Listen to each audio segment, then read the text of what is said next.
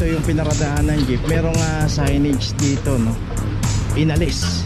So ito na ngayon siya. So dati nakatali dito yan sa may. Diba? Diba ka naman driver? Diba ka driver? Alam mo na bawal mag-drive, bawal siya. Bawal, diba? So si Kuya driving without license. Wala license yan. Sabi na yan. Tigas bawal na sir. Tigas siguro mo yan. Si sir na si sir na yung nagsabi matitigas tayo. Boss, ngayon lang talaga. Sige na please. Ito, kasi...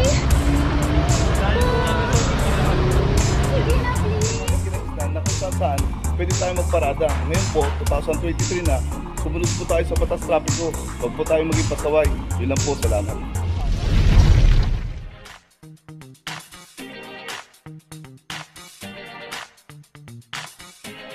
Papajo TV!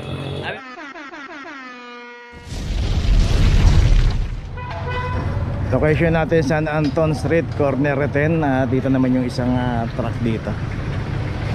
Isang Isuzu Elf. At ito wala ring driver. 0025.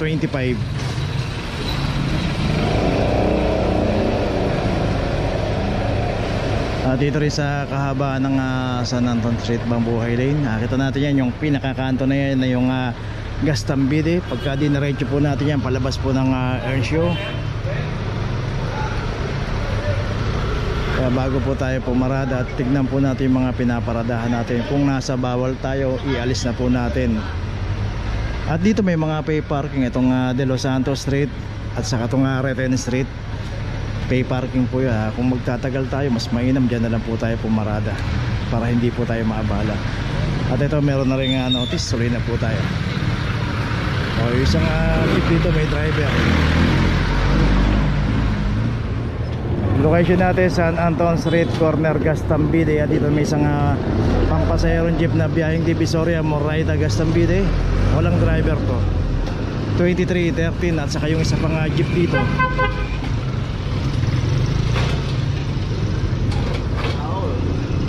Dito yung pinaradahan ng jeep. Merong signage dito, no? Inalis. So ito na ngayon siya. So dati nakatali dito yan sa may poste. Ngayon nandito na lang sa nakalapag na sa semento. No parking, clamping zone. So ganun po, may mga signage po yan na kung saan bawal pumarada. Sadya po yung iba dahil pinaparadahan po nila yan, inaalis po. So hindi po natin alam po sino yung nag-aalis, pero yun nga, tinatanggal. Tapos sa itong isang jeep, nakikita natin meron pang ticket. At yung ticket na yan, hindi naman niya pwedeng gamitin dito. Dahil dito sa kahaba ng Gastambide, bawal pong, wala pong naninikit dito. At walang parking attendant. Nandun po sa De Los Santos Street at saka sa Reten Street, doon may mga parking attendant at pay parking po yun. So yan, yung mga jeep na yan, paglabas po niyan, yung pinakakanto po niyan, Legarda Street na. At dito, itong side naman na to, pag tawid mo rito, kita natin maraming mga nakaparada. Dito, pay parking din po yan. Pero pagdating po dito, papunta ron, palabas ng Jaime de la Rosa, hindi po pay parking to. Ito, meron na rin notice. Tuloy na po tayo. So, dalawang jeep ang na-clamp dito. Location natin, Gastambide, corner Jaime de la Rosa. At ito, pampasayerong jeep ulit. At ito, ilang beses ang dinadaanan to. Naklamp na ng isang araw, pero ganun pa rin, dito pa rin po pumaparada. 2369.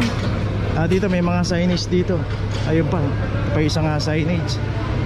Tad na mga signages dito. No parking, clamping zone. Ayun pa isa, no parking. Ayun pa isa, no parking. Tad na mga signages. At dito rin yung isang pampasayerong jeep. Ito hindi na inabot to, nakaklap na to bago dumating ang driver.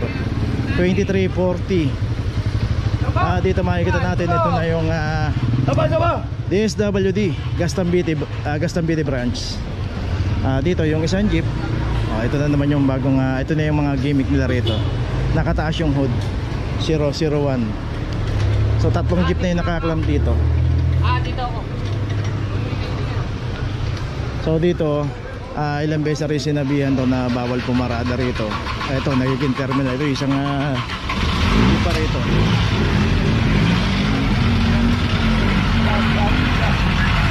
At ito, pang-apat sa naklamp to. 23.49. Hindi yun yan, nakalisin siya eh. Diba? Kaya ka naman driver? Kaya ka driver. Alam mo na, bawal mag-drive, nakalisin siya. Bawal, di ba? Oo. So si Kuya driving without license. Nakalisin siya. Alam mo na yan. So paano yun? Pwede pala yun nakapagmanayo nang wala na siya. Sabagay, pagka hindi ka naman kasi nahuli o hindi ka nasita, hindi po malalaman na ang isang driver walang driver license. At kagaya nito, dumating siya, pwede naman siyang tikitan. Kaso paano nga siya titikitan kung wala siyang driver license?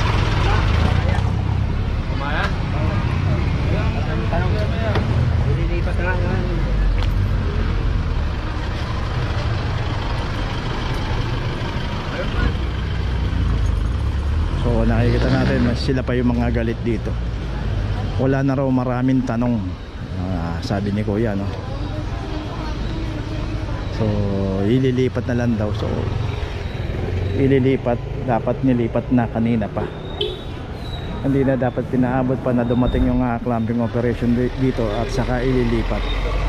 Usually ganun po yung nangyayari. Pagka dumating po yung clamping, kumakaripas po ng takbo yung mga may-ari o driver ng sasakyan para ilipat yung sasakyan. Pero dapat hindi po ganun.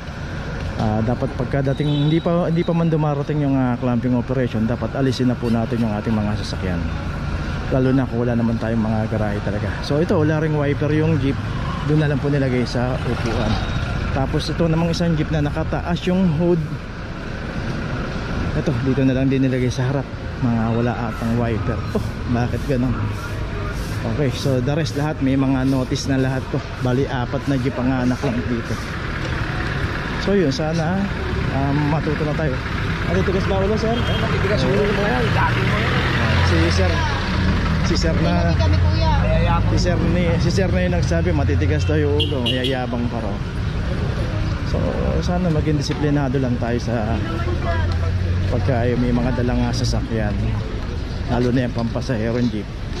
Maging disiplinado po tayo, lalo na pagka tayo yung nagdadrive ng jeep, dapat meron po tayong driver license. Okay, tuloy na po tayo.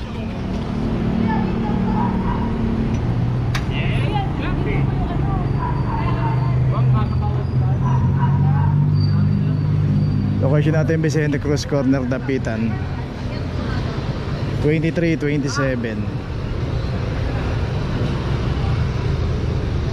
At dito rin sa kahabaan ng Vicente Cruz, Mabuhay Lane. Pagka dito po inabot po yung ating sasakyan, naka-obstruct, walang driver, automatic na po yan.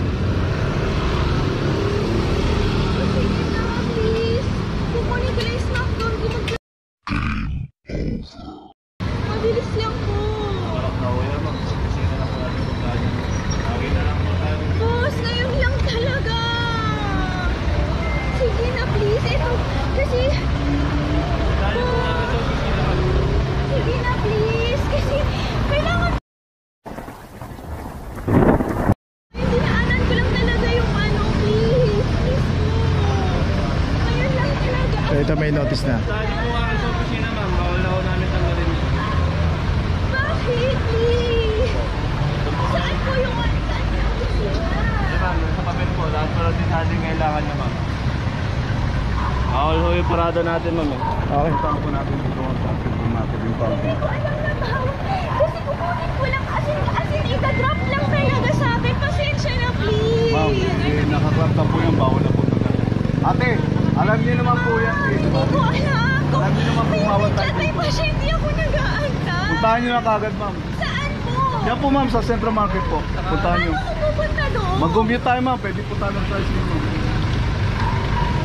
Okay. Ngayon po, ma'am. Pag nakapagtayo tayo, nakapagtayo mga lang. Tatawagan na lang po sila, ma'am. Matagal ba yun? Mabilis lang po yan, ma'am.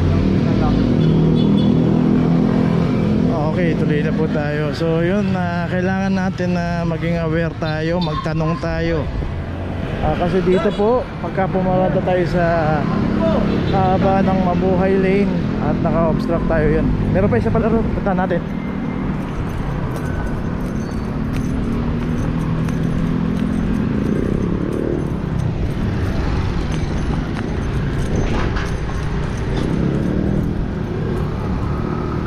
Paano yung parada mo yun?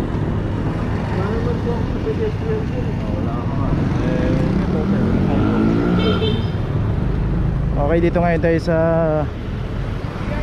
Dapitan Corner de la Puente.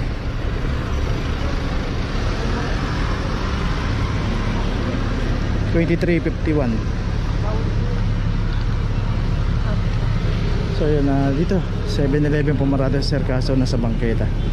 Okay, tuloy na po tayo.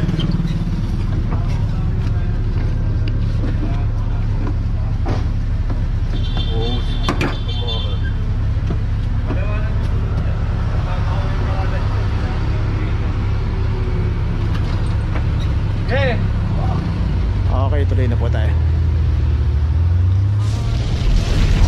Okay, nandito na ngayon tayo sa opisina ng clamping sa impounding dito sa Central. Dito na po nagtatapos ang ating vlog. Maraming salamat po sa mga subscriber, sa mga viewers, sa mga napadaan po sa ating channel. Maraming salamat po sa mga suporta nyo. Sa mga hindi pa po nakakapag-subscribe, subscribe na po tayo mga kabayan. Maraming salamat po. Mabuhay!